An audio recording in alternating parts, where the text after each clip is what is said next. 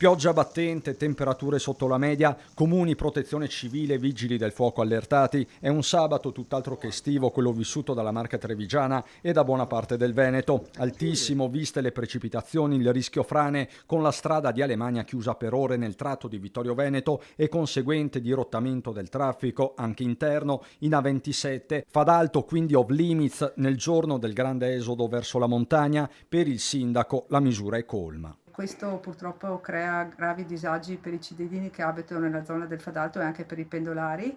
Per questo lunedì cercheremo un confronto con la prefettura, ipotizzando magari un tavolo di confronto con ANAS, Società Autostrade e Regione Veneto, affinché si possa trovare una soluzione, quale ad esempio la liberalizzazione del tratto autostradale Vittorio Veneto Nord Fadalto, proprio in concomitanza della chiusura a semaforo rosso del tratto stradale Fadalto. Insomma, si cercano soluzioni anche a costo zero per l'utente, mentre restano sorvegliate speciali le frane che si sono riaperte con le ultime ondate di maltempo da Valdobbiadene a Farra di Soligo, un territorio ferito soprattutto nell'Alta Marca. Ma c'è un altro capitolo che preoccupa, quello degli alberi. Sono sempre di più quelli che crollano nei viali cittadini, cambiamento climatico, manutenzione, età avanzata degli arbusti, il mix è micidiale. Da Conegliano appello diretto all'esecutivo per un piano straordinario sul verde pubblico. Noi chiediamo al governo che ci possa stanziare una somma importante per fare un piano straordinario